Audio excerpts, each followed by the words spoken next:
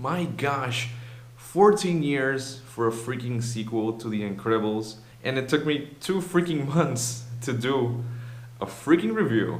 And that, my friends, is what I call procrastination.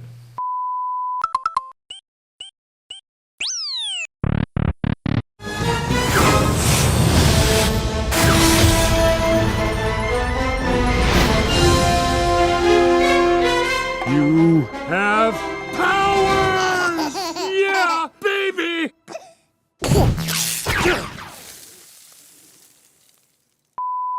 Okay, so first of all, The Incredibles 2 was once again directed and written by Brad Bird, the same director from the first Incredibles movie, with practically the entire original cast returning after, like I said, 14 long years. I mean, come on, let's be honest. Out of all the Pixar movies that most deserved the sequel, it was The Incredibles. I mean, who asked for Cars 2 and 3? Like, seriously. Anyways, like I said, the movie premiered almost 2 months ago, and since I can't really remember a good summary of the movie's plot, besides having an opinion already formed in my head, why don't we just read the summary that's in Wikipedia, shall we? The plot picks up directly after the events of the first film and follows the Parr family as they balance regaining the public's trust of superheroes with their civilian family life, only to combat a new foe who seeks to turn the populace against all supers. And boy, does the movie pick up almost like literally after the first movie. It's like we've been waiting 14 years just to find out what happens after this scene. I hereby declare war on peace and happiness! Soon all will tremble before me!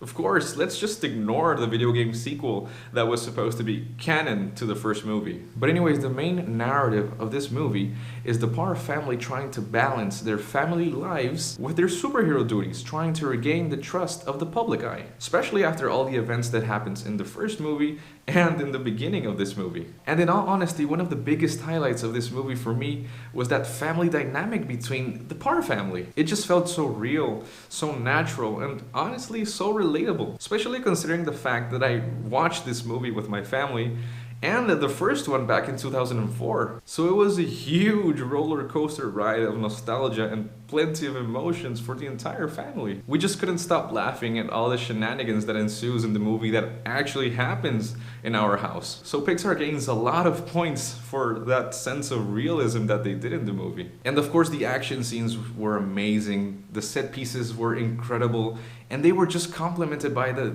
amazing soundtrack that The Incredibles is always known for having, leaving you completely breathless and impressed by the amazing animation quality. And I just find it amazing how Pixar always tops themselves in the animation department. But alas, with any good movie there will always be plenty of faults, and this movie is far from being perfect. And just to get this out there, I prefer the first movie a million times over this one. Why, you ask? Because this sequel is the same exact movie from 2004, with Bob staying home taking care of the children, while Helen takes on a superhero job from a shady company. Exactly like the first movie, only with lead roles changed. Of course, it produces lots and plenty of funny and comedic moments, but like, after 14 long years of waiting, was it really worth it?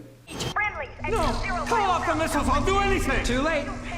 15 years too late. Not to mention that besides the identical narrative, the plot is also extremely predictable. I mean, seriously, you could deduce who is who and what is going to happen like a mile long way before the movie ends. And it really saddens me because Pixar could have done something so different and original, just like the first movie was back in 2004 for the superhero category. But despite all my negative points, the movie is still completely enjoyable. It's so charismatic, so lovable, but I just feel it could have been a lot more. But after analyzing this movie for over 2 months and taking off my nostalgia glasses, the most honest and fair score that I could give this movie, especially comparing to the first one, is 3.5 stars out of 5.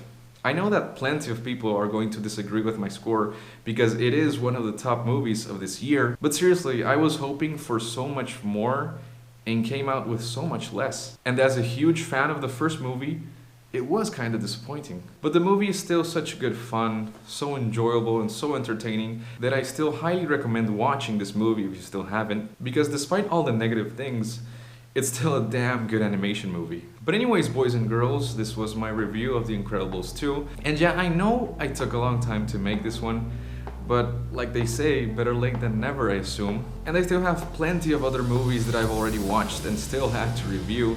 So if you would like to see more of these videos, leave a thumbs up, subscribe, comment what you thought about this movie and if you agree or disagree with my opinion. And if you guys have any suggestions of any other movies that I could review, just write them down and I'll take the time I can to do it. But yeah guys, that was it. I pray to my Heavenly Father to bless you all, that you guys could have a tremendous good day today. My name is Marcus Cantero, and as always, stay random.